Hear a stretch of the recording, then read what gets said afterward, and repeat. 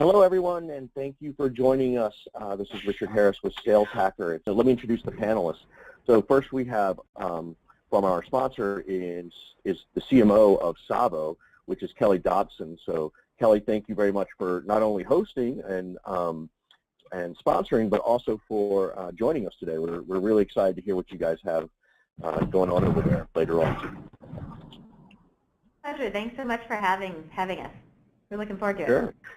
Yeah, we are too. And then also a good friend and colleague of mine, Dave Hawley, who is the VP of Marketing Communications and Sales Development over at Dynamic Signal.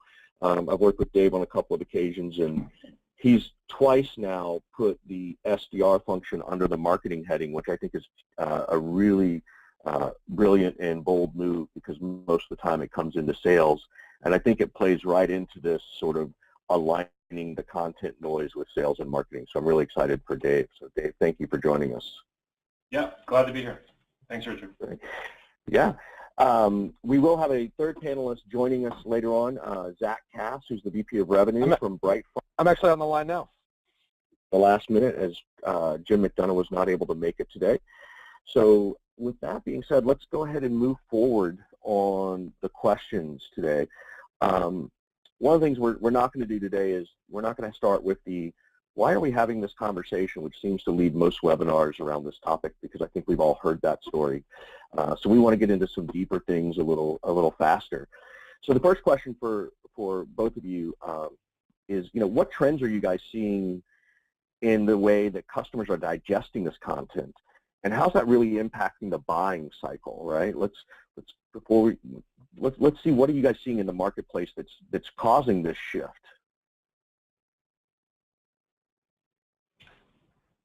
I'm happy to jump in. I'd share a couple of things. One is, I'm going to back up from how are they digesting it to also how are they finding it. We live in a discovery economy, if you will, where people want to browse and identify what's meaningful to them. And so I think the way we present content has to reflect the way people are consuming it. And it would be lovely if they would just accept the piece of content we give them, but with 50 minutes a day spent on Facebook, the experience that people have has been habitualized in a very different way. So to me, that's one of the most important things about creating content, is giving them choices, giving them the ability to look through a number of different things that impact them. Yeah, Kelly, I totally agree. I mean, habitualized is a great way to think about it. The way, I mean, if you think about 20 years ago, people used to read the newspaper, right? Like they would take the time to read a thorough article. I think it was a couple of people had come out with some research like 2 years ago around the area of content shock, which basically said if everybody in the world stopped doing everything else and just started reading content, that's the amount of content, they still wouldn't be able to keep up with the amount of content produced. So I think what's happened is the habitual nature, I think as you put it, was really good. The habit now is give me the headline, and then if there's more, or give me a short video, and if there's more I want, I'll go get it as a consumer content, but otherwise, I don't have the time. Things like Medium seem to be the exception to that, where people enjoy the long form. But yeah, generally speaking, it's short, it's quick to the point, and then you let the audience kind of pull in more if they want it. As you're thinking about this, and Kelly, you brought up Facebook and sort of the whole social ramification of all this, right? You've got multiple channels around your content. When either of you, SAVO or Dynamic Signal, puts out a piece of content, do you think about the channel too? Are you conscious that this piece is going to work in this channel and this piece is going to work in that channel? I think you try to guess as best you can. I think what's really important today for modern marketing is you can know. It's in the data, right? Mm-hmm. And you won't know right away, right? You'll kind of know, okay, more people are reading it in this channel than that channel, so that's an indicator. In the B2B world, it sort of matters, but it sort of doesn't unless it turns into an MQL and then an opportunity and then hopefully a closed deal, right? And that can take, that can take 180 days. It could take a year depending on your sales cycle, right? And so I think you kind of try to empathize as much as you can with the audience and understand what they would prefer, and then you just test and measure constantly to improve the conversion. And frankly, if you can do things like, I've done in the past things like surveys, hey, what'd you think of the content, quick little things, and you get all kinds of feedback. The thing is you can't take it personally, right, because you'll get positive and negative. Yeah. But you can learn a lot with the data, and then and just strong empathy for the audience. I think that's probably the word for me. Yeah, I think you mentioned this. It can take a long time to get the data. Is the frustrating part, especially since I think that this myth persists that you're going to be able to instantly connect the dots. And so I will say that we do a number of things, because of course we look at the data, but because we're always trying to find a way to shortcut the impact on revenue. I operate in a B2B marketing world, and so that length of sales cycle is too long. Of course, if you're just checking out on an e-commerce site, you can connect that dot a lot faster. So we do a lot of following up, checking to find out what's actually moving a deal along, in addition to then looking long term at the data. And Richard, I just wanted to make sure, did you hear? I think Zack is on the line. Yeah, Zack joined us, so we're glad to have him. I don't know if he heard the first question, so I may hold the next one for Zack to jump in. But Zack, please feel free to interrupt us. Otherwise, the rest of us will just keep talking, because that's what we all like to do. Yeah. I agree with what's been said. Perfect. The perfect webinar answer. A quick question, for all three of you, as people are changing the ways they're digesting content, and we start to get a little more granular or sophisticated in our understanding of the content, do you see differences between enterprise and mid-market as you build your content? Are people seeing, or is it all the same? Like, does it depend on your product and your sales cycle, or is it really, what do you guys think about the difference between enterprise and mid-market? So for me, I can tell you, it's actually not that much different. People want expertise or thought leadership, whatever you want to call it. They want to understand and learn. I think that's why people download the content in general. I think the bigger dimension, at least for me, is the role and of course the title. But the role indicates the amount of time they have to participate. Like this will be an hour-long webinar. There's probably no CEOs on this, right? Like that's a lot of time, CEO. But there's probably mid-level folks or maybe some more senior folks who are interested in this topic and in our opinions, and they can consolidate it into something that's more snackable if they want to share it around, right? And so that, for me, that's the biggest indicator is sort of how high you are in the org is really determines how much time.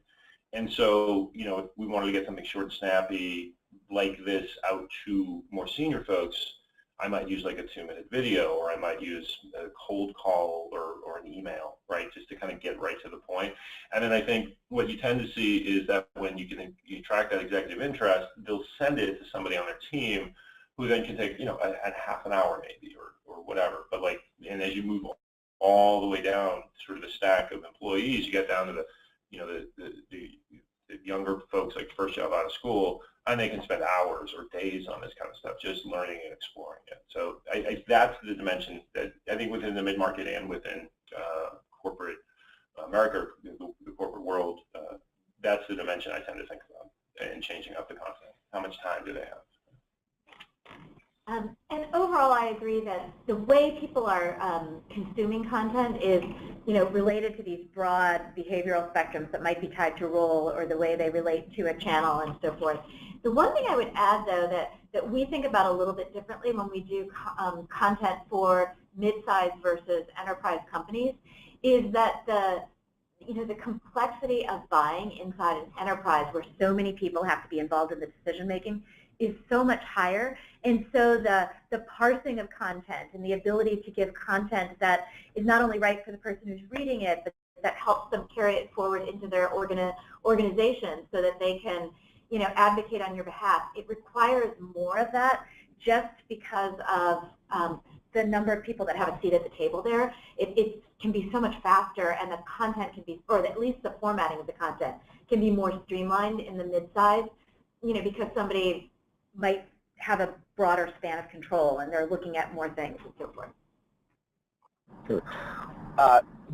Richard, the only thing I would add is I think, I can't prove this, but anecdotally, I think enterprises respond to logos and to their peers, certainly to analysts, more than mid-market, right? Where mid-market is insistent on, in fact, some cases, innovating and doing things differently than people before them or around them. Enterprises are much more inclined to ride the collective wave, which means that content created for enterprises should be much more about peer influence, and content created for mid-market, in my opinion, again, should focus on innovation, building great businesses, and in large part, the enterprises can afford to do things the same way that everyone else does because for them it's about optimization. Where mid-market by nature, you haven't won yet, and so you do need to focus on innovating. Interesting. Totally I hadn't heard that. Love that. Yeah. Love that perspective, and totally agree with the sort of logo analyst influencer requirement for the enterprise.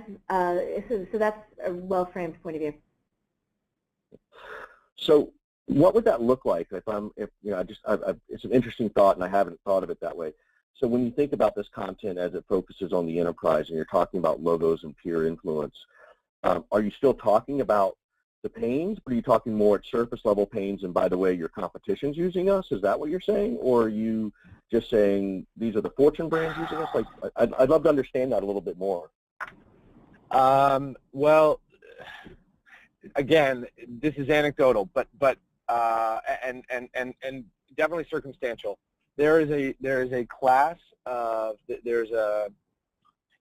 every enterprise is filled with young innovators, and those are the folks who are installing Twilio's first line of code at Walmart. Those are the folks who are adopting SaaS at Fortune 1 at ExxonMobil. But for the most part, the economic buyers, are focused on comfort and in my opinion, sort of the classic checking a box. When we craft, when we talk to enterprise leaders, when we craft the content, it needs to focus on them feeling comfortable, in my opinion. Comfort comes from knowing that your peers have done it. Comfort comes from knowing that you can tell your boss and your boss's boss that it's proven ROI. And so a lot of it needs to back out of metrics, and more importantly, actually, it needs to look and feel really good. You need to look and feel like you've been here before as a business, which is actually why I tell every startup, if you're going after the enterprise, think about your website very seriously, because that's where every VP goes when their director says, hey, I'm thinking about buying this. Whereas a mid-market company is not going to care as much because they know their website isn't that good, because they know that it's not a priority for them right now. So I don't know how that addresses it. The meat of your content still needs to live there, but you can just hit a mid-market with it. You can say, listen, forget the frills. Here's what's going on. The presentation matters so much more to the enterprise, and to a certain extent, you do need to compromise the content. I'd put one little twist on that, which is, for me, the enterprise challenge and the type of content that's required because of it, it is I see it less about comfort and more about scalability and security requirements that they have. When you're turning on, 100,000 seats, what needs to happen in terms of the performance of the software is totally different than if somebody's turning on, 150 seats or something like that when you're talking about a SaaS software. So again, I totally agree with the point that your materials, your voice, what you're talking about needs to reinforce that confidence that you've done this, that you're going to be able to light up the entire channel or whatever they have, and not that, hey, this is a really cool idea, but it's not proven as to whether it's going to be able to, really absorb your entire team in multiple regions of the world, et cetera. Yeah, I would agree with both. I mean, we do a lot of sales to the enterprise here at Dynamic Signal, and I think you're both right. Like, you have to build the comfort, but the comfort comes from sort of I think it was said sort of it's proven. Like, other companies like you have done it. It works well.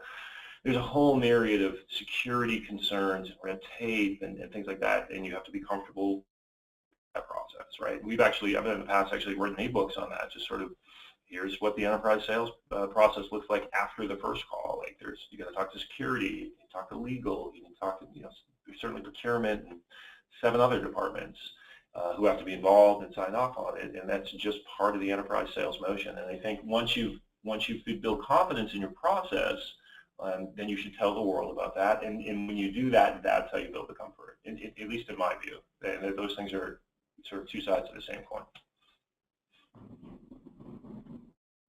Cool. All right. So we talked a little bit about the content as itself. Let's talk about sort of this creation of content and a lot of what this session's about, which is, it seems like there's a lot of influence within the organization to build this content. You can have sales involved. You can have customer success involved. You can have the product team and marketing in general. You can even have sales development, at this stage. Like, how are you guys sort of gathering the data internally around the content, and obviously with what your customers or prospects are telling you? How do you guys manage that? Because it's great that there's some teamwork starting to happen, but also then it makes it very hard to get 12 people to decide what to do on a Friday night. That's the thing. You don't get 12 people to decide. You decide yourself. But that's kind of how that works, right?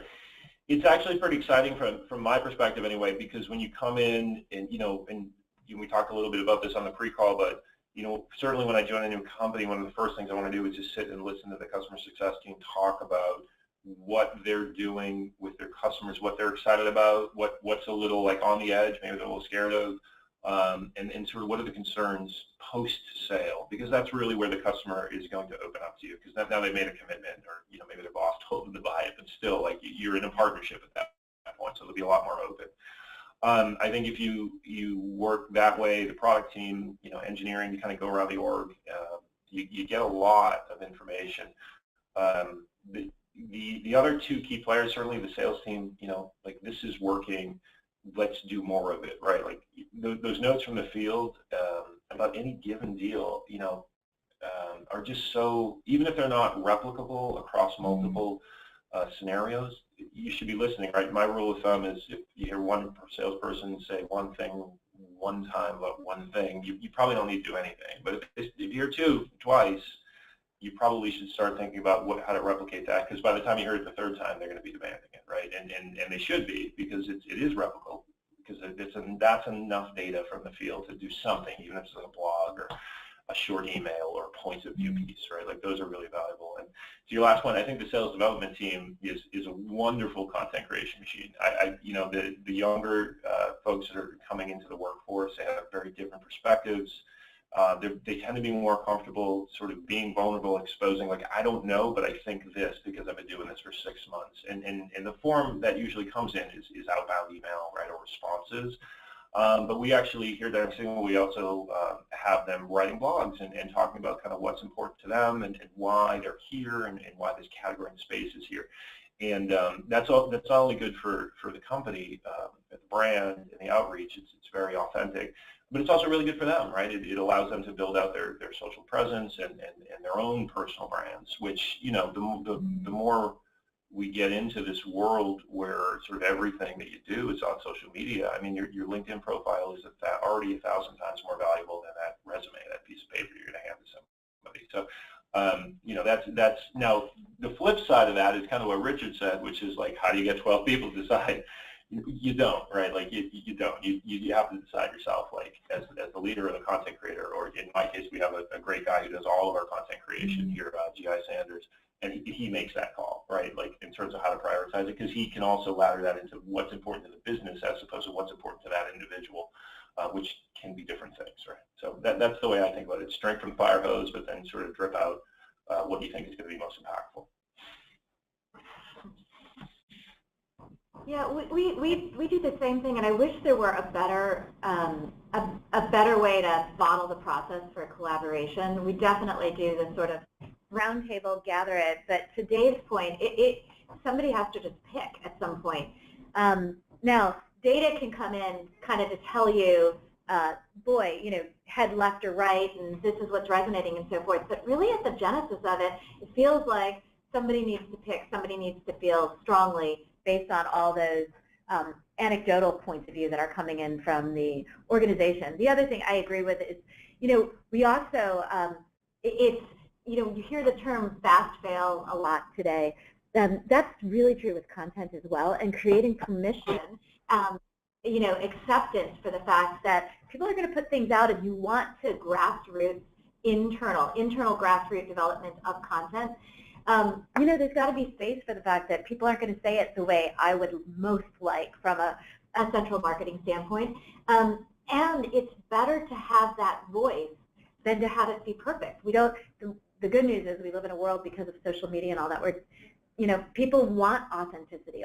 Authenticity registers, and sometimes that's going to be slightly off of some central message document that we have, and we just have to get used to that. I agree. Zack, what do you think about, we've heard from the two marketing people on this in terms of, whether there's a roundtable. I called it yesterday in our pre-call, I called it sort of the Rainbow Six team of the organization, where you bring in an SDR and a customer success and a marketing and a product marketing. On the sales side, how are you guys providing feedback to your team to help with the content marketing? What are you seeing that works from your angle?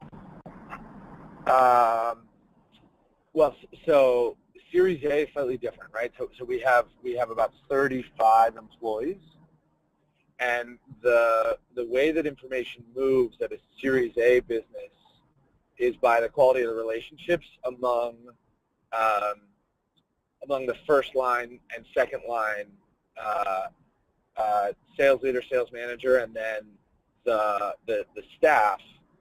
I happen to be sitting next to our director of user experience, and Brett and I talk regularly, and I need to ingest as much knowledge as he has, and so I guess my point is that at Series A, most of what we do is sitting around in a room talking about sort of shared experiences and trying to create sort of a central truth of combined experiences. That will change. We're already feeling that changing, and we actually had a long conversation yesterday that centered around like wikis and the proper use of Dropbox as it relates to content. So I think the first and hardest problem that needs to be solved is sharing information, exchanging information perfectly. And then the second, and that's really the hardest part, right? Which is like everyone agreeing on the truth and what's actually going on inside the business, what the customers are saying, what we're building, what we're hearing, where the market's going. And then what stems from that is a center of truth from which you can build content. Who you assign to build that content seems, from what I've heard, to sort of vary. Right now, all the content that we create is created for the most part inside of the marketing org, although sales is starting to create some more of our own with some templates. But I know that this problem just changes fundamentally as you grow to a larger org. But today, all of our content is created inside marketing, and most of it, we have sales as a wish list of content organized by type of collateral. So first call deck, second call deck, leave behind, etc., and then by the information that we want shared. And marketing sort of works on it based on a priority basis, and we rank order that priority. But I see the bigger problem being like, how do we share the information that we're all gathering? Can I ask a question to you guys? Richard, do you mind? No, go for it. No. This is something we've been grappling with internally, which is, you think language from development, product development. So, as I'm sure you guys are familiar with the shift to agile development with technology. So we've been thinking about how in sales and marketing, we sort of have been approaching the development of our material like a waterfall event. So you've got a big sales kickoff, you've got a big product launch, you develop all of your material based on that, and then you put it out to the universe, and yes, you'll do A/B testing and adapting and so forth. We've been talking about and experimenting with this idea of what if we were to shorten that cycle, just like in agile development. They sort of shortened the time between the end user and the developer to like create these rapid, fast cycles of creation. You know, I'm curious, like Dave as a marketer, like how do you feel about like a vision where you could rapidly change content? Is that not necessary? Does that unravel things? And likewise, Zack in sales, is that like too chaotic potentially for your sellers? Do you prefer to have it be more architected? I'm just kind of curious where you guys are at on that topic. Yeah, I mean, from a marketing standpoint, you know, Agile is just sort of where everything's going. I mean, it's a little trite at this point to call it that because it's, you know, it's a manufacturing term, but like if you think about what you're doing, you're actually manufacturing content, right? So yeah, but it's like anything, you know, everything has its pros and cons, but the reality is kind of what you're leaning towards, Kelly, I think is where everybody needs to be going, which is, you know, and it depends, right? Like the A-round companies are different than your Fortune 500, right? But like they're all sort of trying stuff out on a regular basis. And to your point earlier, there's much more sort of acceptability. Like when you're trying things, you're going to get it wrong sometimes, right? Like, and that really doesn't matter. It just matters whether or not you learn something, right? At least in my opinion. And depending on your tolerance for risk, you could go to a mode where you're just pumping out, you know, 10 new pieces of content every day, and they're small, short snippets, and then you kind of look at, you know, what drove clicks and views and maybe even leads and deals, and then you take the best of that and you bundle it up into something big, right? I've seen the inverse model as well, where you write something really long and big and complex, and then you break it out into infographics and blogs, and you know, Jason Miller over at LinkedIn does this extremely well, where you write something really long and complex, and then like, you know, you can feed the content machine for a quarter on that. So I think both models are really applicable, but they're very different than the past. I think the speed at which content needs to be produced, your ability to measure it, and the point I made earlier about the sort of the amount of time people have, those things are sort of colliding into a new world where, yeah, you're sort of just, in my opinion anyway, yeah, you're doing exactly that, using, I guess, what people call agile to pump out lots of different kinds of content, measure it, and either start small and get big with the stuff that works, or start big because you have a great idea and break it out into stuff that's small so that people can consume it. The only thing I would say is, sorry, Richard, go ahead. No, go for it. Go for it. The dream, in my opinion, is when a seller has parameters, a content template, and the ability to modify the content to suit their customers' needs. And I'm not saying that every prospect is a snowflake. I would never say that. But I do think that each seller has a unique style, and each style and each customer has a unique way of wanting to consume content. We have templates, proposal templates, first call decks that allow for some slight modification. That to me is actually an amazing future. I mean, I'm sure we will live in a world in 10 years in which content can be rapidly iterated by the front line with some parameters. I like the I could see that. Yeah, it's not easy to do, but it'd be really valuable. You're right, because if your content isn't somewhere near the comfort zone of your salespeople, like it doesn't matter, they won't use it. So it's, yeah, no, I totally agree. It's hard to do though, because you have a global sales force, and like I agree, they're not all snowflakes, but there's still like a lot of variations in those teams. It'd be an interesting problem to solve. Yeah. How this is actually coming from audience member, and it sort of comes right in line, is how are you tracking this content, right? Again, you know, Series A is going to be very different than Series B, C, or D, or a Fortune company.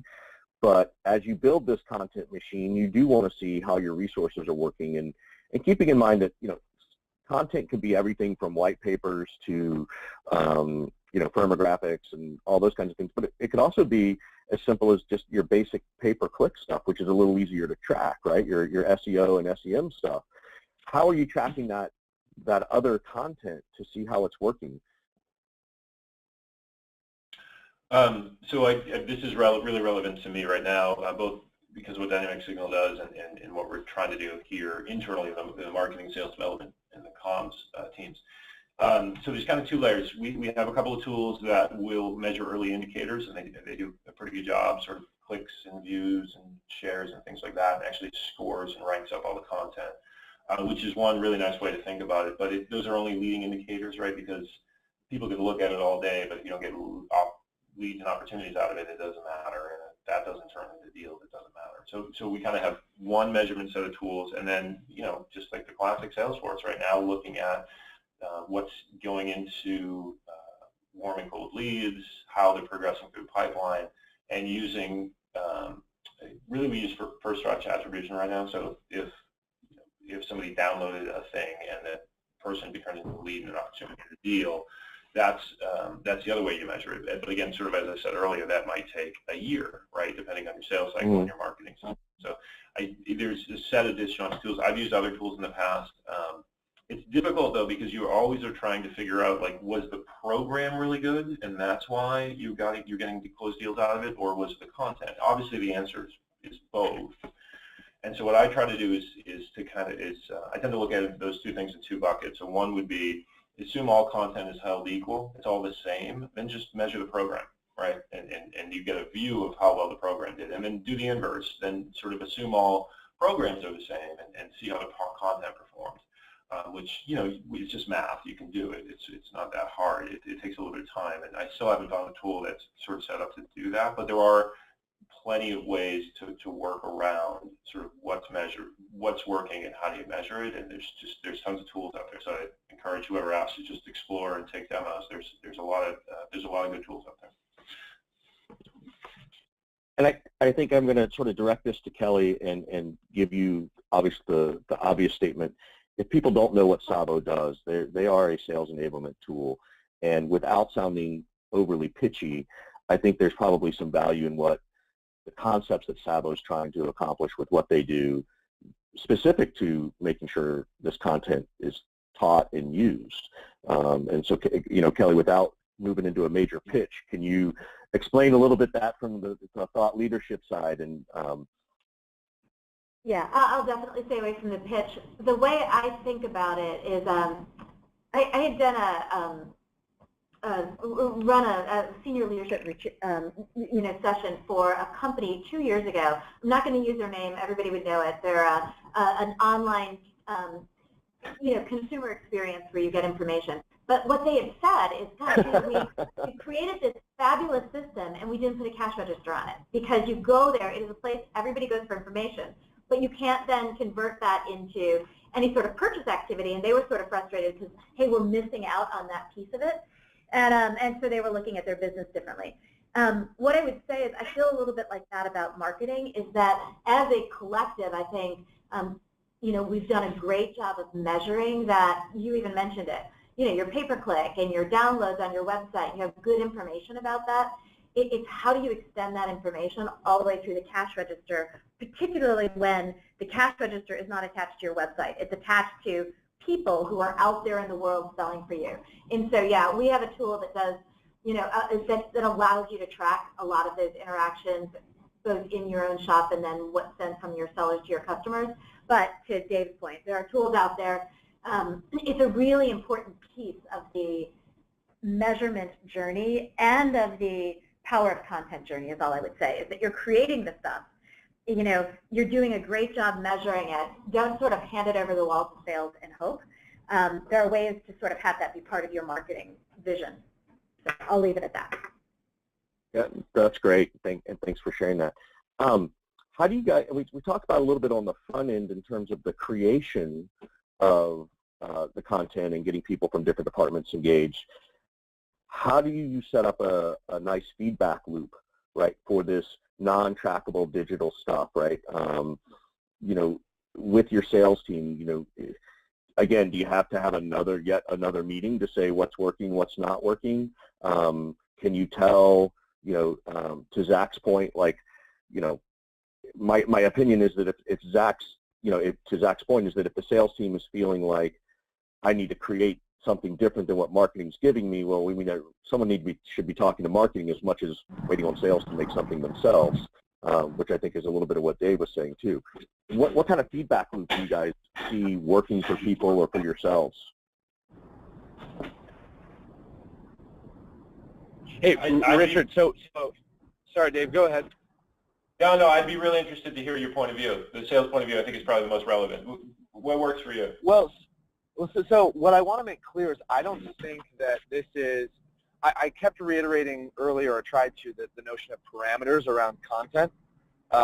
Marketers more and more are becoming content experts, and I have an enormous faith in our marketing organization and future marketing organizations at sort of most businesses to create really compelling content.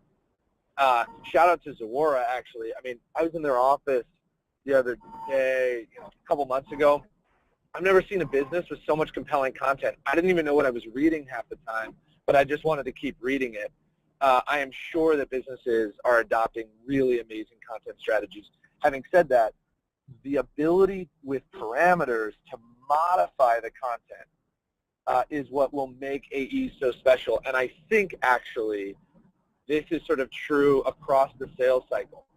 A great sales process has really firm gates that are backed out of a methodology. Richard and I were talking about this the other day, but allows for a certain amount of dynamic interaction that's sort of true and honest to the sales process and to the buyers. And I think future marketing orgs will create really compelling content that within parameters is able to be modified either with, different logos or I'm too dense to think of it, but ways in which the sellers will be able to modify without redesigning. And I don't think that's a failure of marketing, that the seller is redesigning the content. That's what I want to make clear. I think that all content needs to be somewhat flexible because, every seller has a different style. Where is that most useful? Where's that modification most useful? That's I think it's a really interesting point. Like, is it on the front end? Is it within the content? Like, where would you like to see that content availability tweaked for the different sales? So, all right. So I have a wish list sort of the content that I think should be most modifiable. The first is a first call deck, because if a seller goes to something greater, I don't want to monologue, but if a seller gets on with a static first call deck and says to me, well, I delivered the first call deck, right, and it didn't land, well, then they have plausible deniability, right, because they can say, I delivered the first call deck, like this is the company messaging. Well, no. What we need is to be able to have a first call deck or sort of an introduction to the business that can be modified based on what we know of the prospect and based on their interests as done via vis-a-vis a pre-call, right, or qualification meeting. And so that's sort of number one, right, in terms of what I think should be able to be slightly modified, slides that can be hidden, slides that can be exposed, etc. And then additional things are actually, in my opinion, case studies and white papers. So we all have these amazing customers that we love, and they all have all these great stories, and marketing is asked to boil them down to one page, right? Here's a case study. Well, that's neat, but not every prospect is going to connect with that particular information on the page. So actually creating a case study that's 5 pages deep, well, whatever, I'm asking a lot from marketers, I realize, but creating more content and allowing the seller to pick and choose the content from the case study that they surface to their seller, or to their prospect rather, really compelling stuff. So I think those are number 1 and number 2, and I won't go through the rest of the list. Those are great. I thought that number 1 we do all the time. I call it the salad bar, right? Like, just here's 40 slides, but you only need like 10 for your first call. And like, some people don't like anchovies, so don't put the anchovies on the salad bar. Right? Number 2, if there's anybody on the call that has a tool that was just described, please call me. I think that's an excellent idea. That's all I think. Kelly? I'll call you afterwards. I'll call you afterwards. The only reason I say that, it goes back to what we were talking about earlier with social media, where and this being such a primary driver of how people relate to content, I think people expect it to be deeply specific to them, And I think there's this expectation of co-creation. And in this case, I'm not talking about the buyer, I'm talking about the seller. They want what they want. Somebody said it earlier, they're going to use what they want to use anyhow. And like anyone who's used to consuming content, they want to like co-create it. They want to make it resonate with the way they see it's going to fit most. And so I think, you know, sales enablement as a space is, you know, Forrester just said that they think it's going to grow by, you know, 40% as a collective this year. So again, keeping it general, a lot of momentum behind it because it allows these very types of things where not only can you customize either from well beyond the salad bar, so customize which of your pages are going to have which of 4 points, but also, you know, put the bumpers up, you know, if there are only 4 different ways you can go, but you can pick 4 different flavors for this page. And then being able to track it, I just think it's just time, because as marketing, we've done so much on the first 2/3 of the journey already. And guys, I actually have to go. I really enjoyed the conversation. I have another webinar with Deloitte happening in the next room that I should probably go prep for. But thank you. Really nice to participate. Thanks for having me, and good luck. I'm on Twitter, Dave Hawley 33. Reach out. Have a good one. Thanks, guys. All right. Thanks, Dave. Good luck with Deloitte. Thank you, sir. Much appreciated. Bye. Yeah. Bye, Dave. No worries. Bye, Dave. Bye. We've got a couple more minutes left, and I wanted to sort of, you know, move forward with things. So at some point, content needs to be sunset, right? When you're looking at your content, either from the marketing side or the sales side, you know, I see a couple of things happening. One is sometimes sales will say we need new content because they feel like the same content is just old and stale because they've seen it 100,000 times, when in fact the content's just fine and still working and resonating. Other times it is time to sunset that content, refresh the piece. Maybe there's new data, new statistics, or you know, just, I like to say sometimes you might need to perfume a pig if it's sort of gone down that side. How are you guys looking at that in terms of reusing, recycling, retiring? You know, do you have an archive? How do you do that?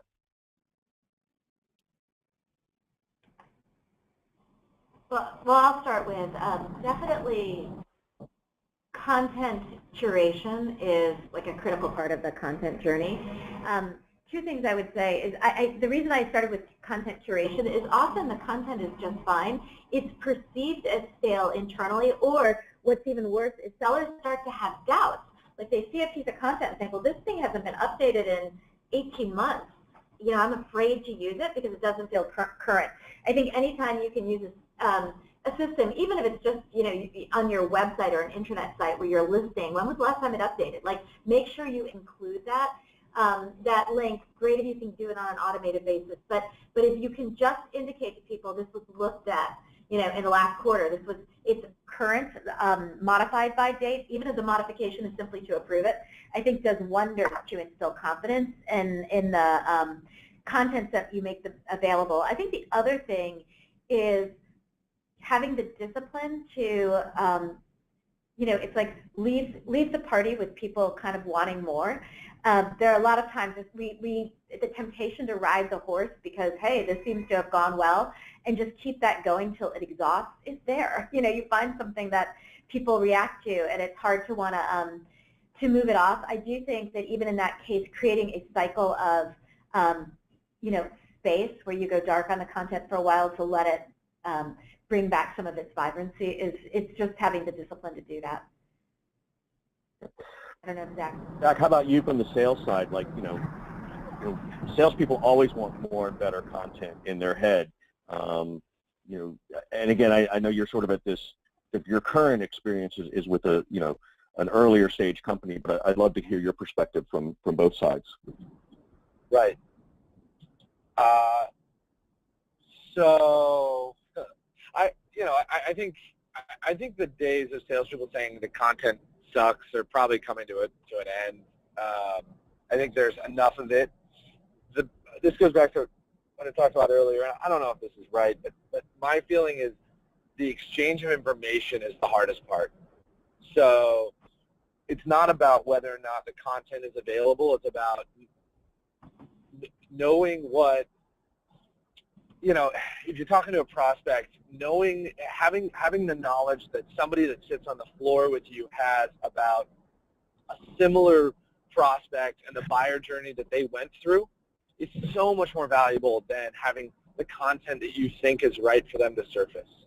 And so creating that brain trust where the organization believes that as much as possible, two people sitting on opposite ends of the floor know roughly the same things about the business's journey and the experience of prospects and customers. That's what makes content worthwhile, is the context behind it. Otherwise it's really hard. Otherwise it's like, it doesn't matter how great the content that marketing's creating. You take a seller who doesn't have context and who doesn't have understanding of previous buying cycles.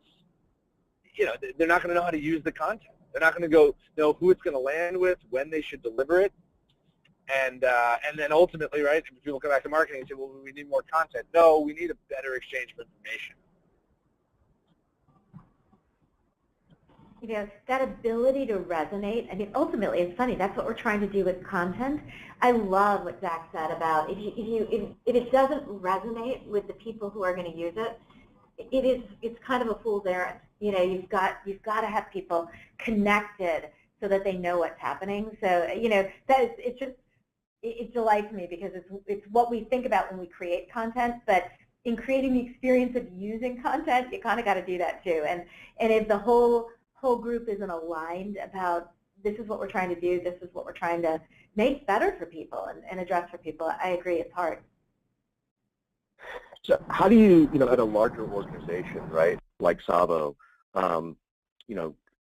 you guys have a fairly robust sales team, or if you've worked with companies with bigger sales teams, how can marketing sort of ensure that not only is content being curated and created and shared, but then it's actually being used, right?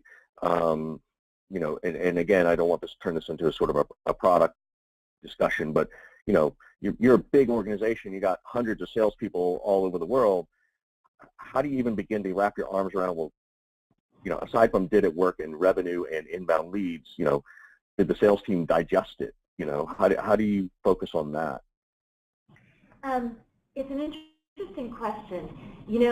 We do different analytics that we're getting smarter about the relationship between content usage and age of content, and how do you tighten that gap, because that's like a leading indicator of how people are connecting to your content and how they're looking at it. Resonance, I don't have a measurement for that right now. Like whether it's resonating, I think we kind of have to use usage as a proxy.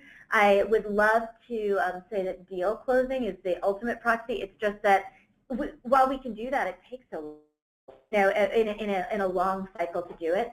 But I do think there's something interesting between the currency of the content used and the volume of usage that you have and where people are using it, that that we certainly look at as, hey, this, don't invest anymore in this. But of course, like all data, there's nuance to it, because there could be something with relatively low usage that is done at a specific point in the sales cycle, late, lower in your funnel. You're going to inherently have less people using it because it's later. So you have to look at all of those things. You have to have the context, just to use the word Zack used as well. Yeah. The content is king, but context is the kingdom. I follow that one a lot.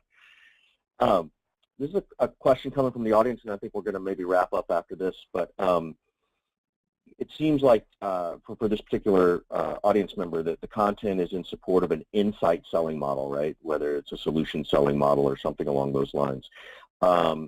If you sort of match that insight selling model where you really are focusing on the why as opposed to the what in your content, but then you also want to have this sort of salad bar approach that Dave was talking about and that Zack, you've sort of mentioned. How do you enable modification without running the risk of salespeople overly tweaking that message, right? Because I agree with you, Zack, that there needs to be some flexibility.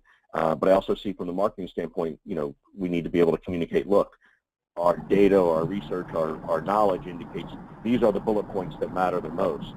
How do you do that? How do you prevent them from turning it back into a features and benefits deck when you're trying to focus on an inside selling model? I want to get back. Oh, go, Zach. Sorry. So sorry. Go ahead. No, well, I was going to say I don't know. We have a small enough team that I trust.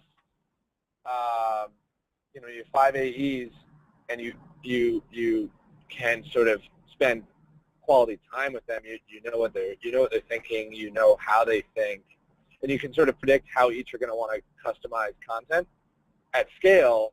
That's why I talk about creating parameters. I mean, it's a much different problem at scale. But I don't know. I was actually going to build on what Zach said earlier and just say, it's like having people aligned with overall what you're trying to do and what's in the best interest of, your customer or whatever you're trying to solve. If you can really create alignment from one end of the floor to the other, that to me is the best bumper of all you can put in place. Because if people are constantly tying back to that, then you can lighten up on that, hey, these are the 5 bullet points that are said this way, and trust your teammates that if you're in a very dynamic situation, that they're going to know which way to move because they have the right compass. That's a good point. The one. Okay, so I won't dodge the question entirely. One really interesting thing to do is to remove the outlier, remove your greatest salesperson, but take your sort of top 10% sans the top 1, and observe the content that they use, because they are probably most connected to the prospect and the buyer journey. Because we know that the best salespeople are sort of most in tune, right? It's like a dance. I think as Richard described it the other day, and those people will tell you how the content is best being used, and they will probably best understand the content that needs to be created and where it needs to be flexible. That's really good. And that actually, go ahead. I'm just going to share one last thought on that, which is that I think that's the right model in today's paradigm. We've talked about a lot of tools that are out there. I think that the role of machine learning in being able to do some of that work Zach just talked about, connecting to what your top 10% of sellers are doing or what's happening most, we'll start to see that really dial up, across a number of different things. But certainly we'll be talking heavily about that, where exactly that, Zack is trying to determine like the conceivable configurations of how people are using it. Ultimately, I think machine learning will help us figure out the inconceivable ways that those things are coming together, and help us at least predict and recommend better what people should be doing in a way that I think is more compatible with how people, again, I'll end where I started, are habitualized to using content, and that will start to drive what their behaviors are. That's great. That's really solid. I did have one last question that came in that I think is worth asking super quick, which is, as you find out that deals are being won, are you spending time at SAVO trying to figure out what piece of content helped close that deal? Are you going back to your rep to say, what did you use? Do you try to figure, is that something and it feels very manual and sort of old school, but also super important on the won deals, right? That's going to be a real important piece. It is. The only thing I would say is that it's not a super manual process. So we we have ways that we can look at it where the data is something that we look across. I think in the last X number of months as we've been doing product development, 146 million different interactions of users with our data. So we start to see some very strong patterns that again feed the way we're designing our product. So I of course would love the chance to talk to anyone about that further. But so it's not a heavy, it doesn't have to be a heavy manual piece at all. And so integration with CRM, integration with your deal stage, all that stuff can be handled in a very automated way. when you set up your system that way. So if again, to me, that's that last third of the cash register, the last third of the journey that actually ends at a cash register is kind of the most interesting. And yet, as marketers, we've kind of spent most of our time on the first 2/3, and then left it to our brethren in sales to figure out the rest. I think we have to help more. Agreed. All right. Well, I think that's it for the webinar. Before we go, I do want to give each of you a chance to tell people what it is your organization does. This is the mini product pitch, so that if people want to do that, but also how they can get in touch with you if they have additional questions or insights they'd like to learn from you. So we'll go ahead with ladies first, if that's all right, Kelly. Oh yeah, terrific. So SAVO, as I've had a chance to mention, we are a sales enablement company, and so a lot of the things that have come up related to content, particularly for a B2B sale, and how you distribute your content to sellers is what SAVO does, and it allows it to happen in an automated basis. Zack, it really does. Like, we use our own presentation system, not just to teach people internally, but for people to actually be able to create presentations, modify them, and the beauty of it from my standpoint is it all stays updated from that central standpoint. So think of it this way. Somebody might pick whether or not to use a slide that has, use my logo slide. It's just the easiest representation. But what I know is that even if they've customized that page, or even if they've stored it somewhere, we have a system today that allows that if I take a logo off or add a logo, it's going to automatically update their page. So imagine if you could do that with whatever the different pieces are. So that's what we do. Easy way to reach me is either through our website, of course, but kelly.dotson@savogroup.com. Happy to interact with you. Would love to, have a chance to talk or answer any questions, whether it's about SAVO or anything related to content. It'd be a pleasure. Thanks for the chance. Okay. Sure. Zack, how about you? You want to give people a lowdown on what you're doing? He might be waiting for the siren to leave the background noise.